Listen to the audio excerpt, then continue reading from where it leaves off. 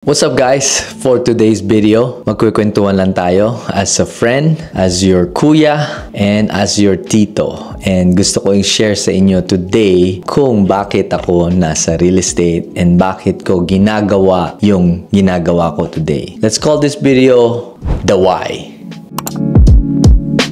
So syempre, we have to go back few years before kasi maiintindihan nyo kung ano ang nangyari sa buhay ko before ko makamit tong, for some people, success. For me, it's a success. So, backstory, 5 years ago, nag-start ako ng bagong journey, which is, yun nga, real estate. But before that, I don't know kung nanonood na kayo ng mga content ko before, and I've already talked about yung mga struggle ko before that. Nag-isaw ako, nagbebenta ng kikiam, whatever I can get my hands in and make money, I would sell. So, one of the reason kung bakit talaga ako naghanap ng isa pang business is because na-layoff ako sa work noong 2019. Kababalik lang namin nila April, Elijah, and I from our vacation in the Philippines noong February, I think March. Pagbalik ko galing vacation, bumalik ako ng work obviously, and then few weeks after, na-layoff ako sa trabaho, and that pain of not knowing what's going to happen next was the worst pain na naramdaman ko as a man, kasi nawala na yung safety na inaasahan ko. Kasi for some of you guys that didn't know, yung work ko dati, I was making about $32 an hour. And for a production worker, that's a good amount hourly. That's a good job.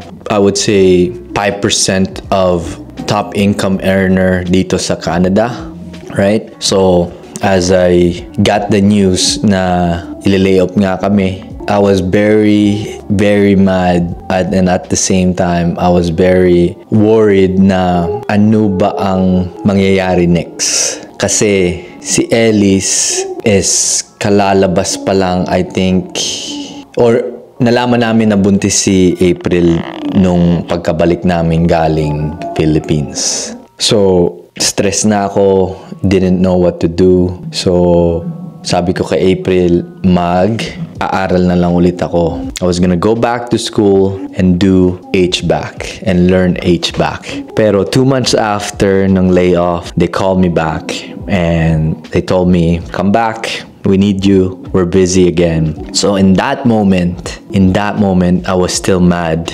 And in that moment, I knew I wasn't safe here anymore. I knew I wasn't safe at my job anymore. Kasi they can lay me off again anytime. Akala natin safe na tayo sa trabaho natin, hindi pa rin. Kasi anything can happen, and guess what? You have no control. So, 2 months after, they call me back and they say, come work again. And then 2 weeks after getting back to work, na-layoff ulit kami. Pero naglas lang yon ng 1 linggo. And then they called me back again. So, at that moment, I told myself na from this day, I will do whatever it takes para ako yung aalis sa trabaho na to, hindi sila yung magpapaalis sa akin. So I did my research.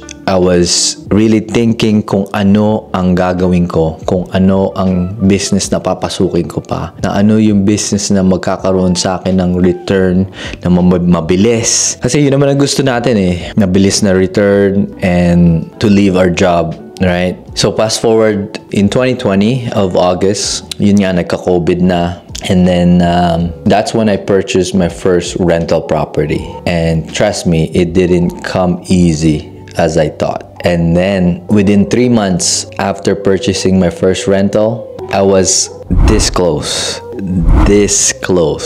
from quitting and telling myself that itong real estate na to is not what people thought, na you will make millions of dollars.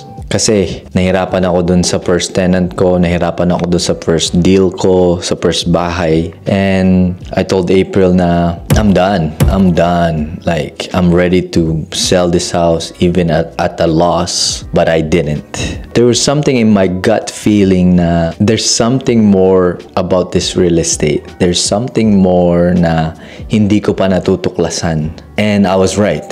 Kasi sabi ko, paano kumikita yung mga nagpiplip ng bahay? I wanna do that. I wanna learn how to do that. So, I hired a coach. Some of you guys know the story. I hired a coach. I paid $20,000+ for 3 months of coaching. And we are here today because of that.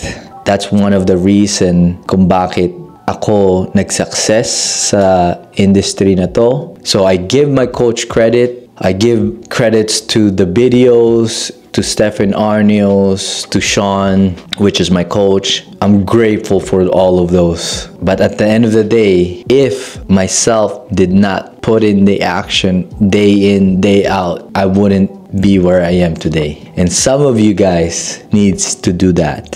Ang dami sa inyong wondering what to do, what to get into. Guys, find something you love, find something that you're willing to do whatever it takes, and be passionate about it. And trust me, be patient.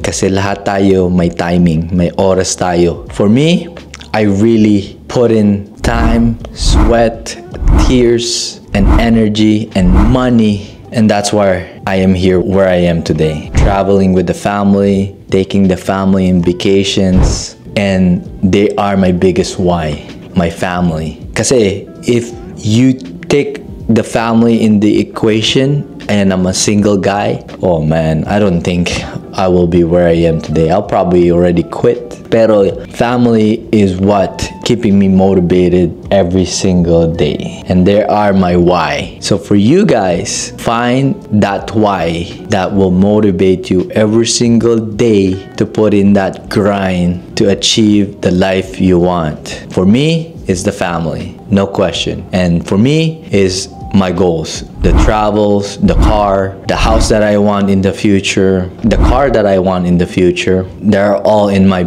vision board. You might not see my vision board, but I have it here in my office. So, to end this vlog today, 3 things that I'm gonna leave you guys with. 1 is to use the pain that you're feeling today and turn that into action.